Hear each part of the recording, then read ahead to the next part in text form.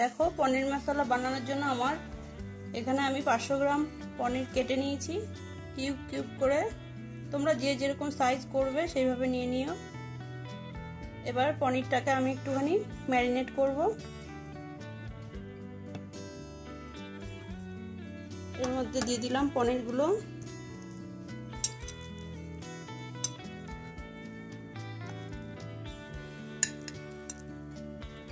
একে একে দিয়ে দিচ্ছি একটু লবণ, একটু হলুদ গুঁড়ো, এখানে কাঁচা পাকা লঙ্কা আমি বেটে নিয়েছি সেটাই দিয়ে দিলাম।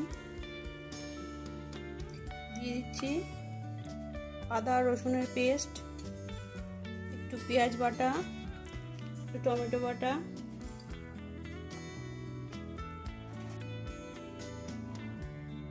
একটু ধনিয়া গুঁড়ো। এটাকে আমি হাত দিয়ে মাখছি। পনিরটা আমার মশলার সাথে মাখানো হয়ে গেছে।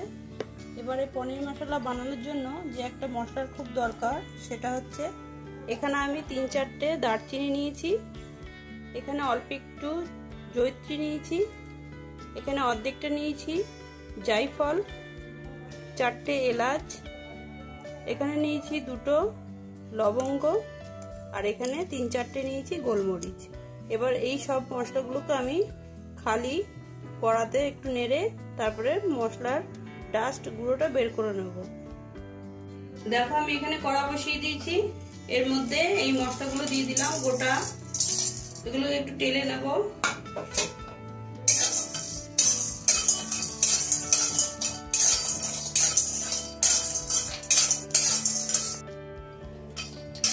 মশলাটা আমার টালা হয়ে গেছে, এবার আমি নামিয়ে নিয়ে গুঁড়ো করে নেব।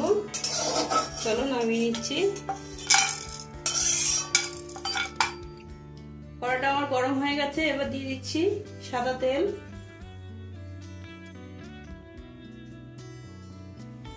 তেলটা আমার গরম হয়ে গেছে, এবার আমি একে একে মশলাগুলো দিয়ে দেবো। প্রথমে দিয়ে দিচ্ছি পেঁয়াজ বাটা,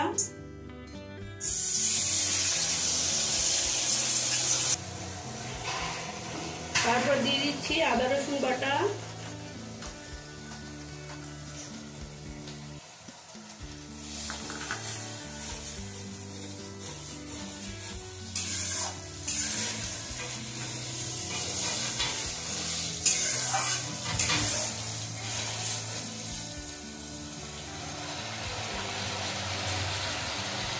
এরপর আমি এখানে একটু কাঁচা পাকা লঙ্কা বেটে নিয়েছিলাম সেটাই দিয়ে দিচ্ছি। খুব বেশি ঝাল দেব না,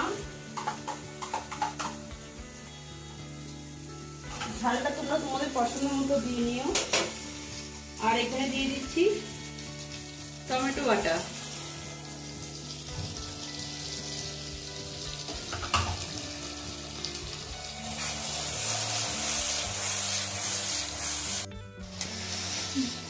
মশলাটা আমার ততক্ষণ পর্যন্ত ভাজতে হবে যতক্ষণ না এর থেকে কাঁচা গন্ধ চলে যায়। দেখো কত সুন্দর একটা কালার এসছে।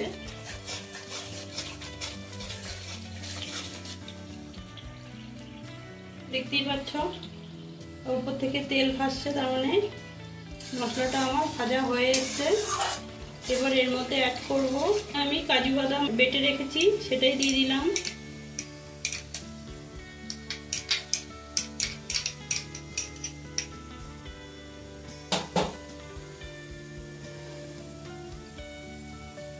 দিয়ে দিচ্ছি 2 চামচ মতো ফ্রেশ ক্রিম।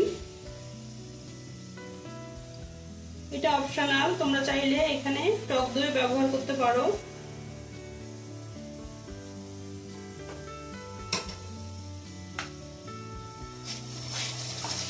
সব মশলাগুলো আমি ভালো করে আরেকবার নেড়ে চেড়ে মিশিয়ে নেব। দেখো মশলাটা আমার ভালোভাবে কষানো হয়ে গেছে, তার কারণ হচ্ছে মশলার উপর থেকে কিন্তু তেলটা ভাসছে। এই টিপসগুলো মাথায় রাখবে, খেয়াল করবে একটু, তাহলেই হবে। এবার আমি দিয়ে দিচ্ছি আমি যে পনিরটা একটু মশলা দিয়ে ম্যারিনেট করেছিলাম সেটা।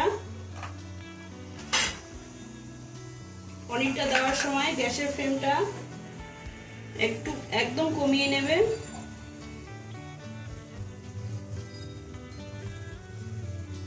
এইভাবে পনির মশলা বানালে আশা করি প্রত্যেকেরই ভালো লাগবে। এটা ভাত বা রুটি, পরোটা যে কোনো কিছুর সাথেই যাবে। আশারও কুকিং ভিডিও চ্যানেলে তোমাদের সবাইকে স্বাগত। আজ আবার চলে এসেছি একটি সহজ রেসিপির সাথে। আজ তৈরি করে দেখাবো পনির মশলা। ঘরোয়া পদ্ধতিতে ঘরোয়া থাকা উপকরণ দিয়েই তৈরি করে দেখাবো। আশা করছি ভিডিওটা ভালো লাগবে। তো চলো কিভাবে তৈরি করি সেটাই দেখতে থাকো, সাথে থাকছে কিছু টিপস।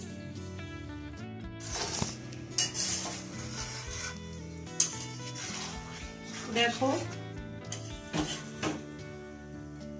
পনিরের সাথে আমি মশলাটা ভালো করে মিশিয়ে নিচ্ছি।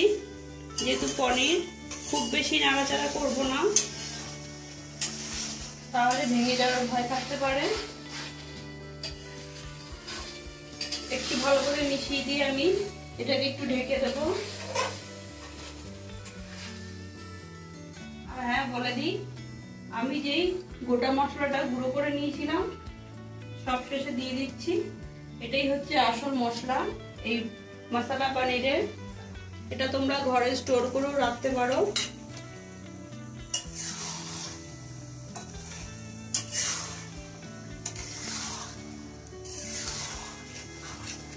সব মশলার সাথে পনিরটা দেখো ভালোভাবে মিশিয়ে দিয়েছি। এবার আমি রেখে দেবো আধ ঘন্টার জন্য। আধ ঘন্টা ঠিক লাগবে না, 15 থেকে 20 মিনিট রাখলেই হয়ে যাবে। দেখো মশলা পনিরটা আমার হয়ে এসছে। এবার আমি নামিয়ে নেব। কত সুন্দর কালার এসছে, তেলটাও ছেড়ে দিয়েছে, পনিরটাও ভালোভাবে সিদ্ধ হয়ে গেছে।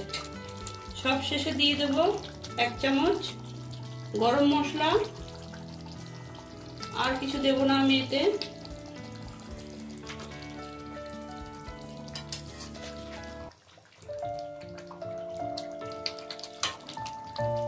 এবার আমি নামিয়ে নিচ্ছি। ফাইনালি আমার পনির মশলাটা কমপ্লিট হয়ে গেছে। আশা করছি তোমাদের ভিডিওটা ভালো লেগেছে। যদি ভিডিওটা ভালো লাগে একটা লাইক করো, কমেন্ট করো, শেয়ার করো আর সাবস্ক্রাইব করে আমার চ্যানেলটার পাশে থেকো। প্রত্যেকেই বাড়িতে একবার করে ট্রাই করবে। কেমন হলো কমেন্টে অবশ্যই আমাকে জানাবে। দেখা হচ্ছে এরকমই নিত্য নতুন কোনো রেসিপির সাথে। আজকের মতো টাটা।